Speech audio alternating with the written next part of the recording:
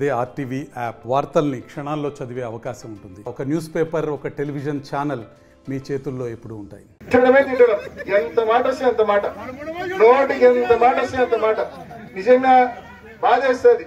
నాకేం కోపం అయితే లేదు కానీ బాధేస్తుంది. ఏందిరా ఇంత ఘోరంగా తిడుతుంటారు మనల్ని. వాళ్ళకు బాగా తెలుసు ఇరికిచ్చింది వాళ్ళే, మళ్ళీ విమర్శించేది వాళ్ళే. 2021లో సునీతక్క, చంద్రబాబు నాయుడు గారు, అప్పుడు ఢిల్లీలో ఒక తెలుగు వ్యక్తి, ఒక పెద్ద మనిషి ఉన్నాడు, ఒక వ్యవస్థను హెడ్ చేస్తూ, చాలా ముఖ్యమైన వ్యవస్థ. ఆ వ్యవస్థ గురించి మనం బయట బహిరంగంగా మాట్లాడలేని పరిస్థితి మీ అందరికీ తెలుసు. బహుశా ఆ వ్యవస్థ హెడ్ అతను వీళ్ళ ద్వారా సిబిఐ ప్రభావితం చేసినారు. మరి 2.5 సంవత్సరాల తర్వాత వాచ్మెన్ రంగన్న 2.5 సంవత్సరాలు ఏమీ మాట్లాడకపోవడము, లై డిటెక్టర్ టెస్ట్ చేసినా కూడా ఏమీ చెప్పకపోవడము, 2.5 సంవత్సరాల తర్వాత వీళ్ళ దగ్గరకు వచ్చి ఈ నలుగురు చేసినారని పేర్లు చెప్పడము. ఆ నలుగురిని సిబిఐ అరెస్ట్ చేయదు. ఆ నలుగురులో ఒక వ్యక్తిని అప్రూవర్ చేస్తుంది.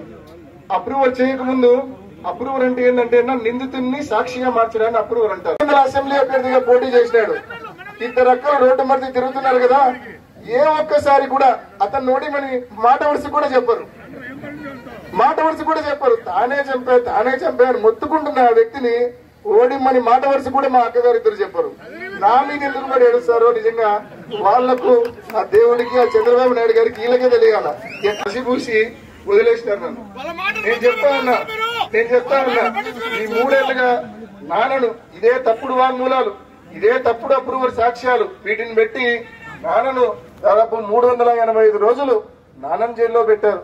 దేవుడి దయ వల్ల, మీ అందరి ఆశీస్సుల వల్ల ఇటీవల ఆయనకు బెయిల్ వచ్చి కండిషనల్ బెయిల్ నాన్న ఎటువంటి వాడో మీకు తెలుసు. ఆయన కూడా క్రైమ్ ఎంకరేజ్ చేసేవాడు కాదు. ఎప్పుడు పులివెందులకు పోయినా దొరుకుతాడు మనిషి, ఎప్పుడైనా అవైలబుల్ గా ఉంటాడు, ఎవరికి ఫోన్ చేయమన్నా చేస్తాడు. మరిన్ని వీడియోస్ కోసం ఛానల్ ని సబ్స్క్రైబ్ చేయండి, లేటెస్ట్ అప్డేట్స్ కోసం వాట్సాప్ ఛానల్ ని ఫాలో చేయండి, అండ్ లింక్ డిస్క్రిప్షన్ లో ఉంది.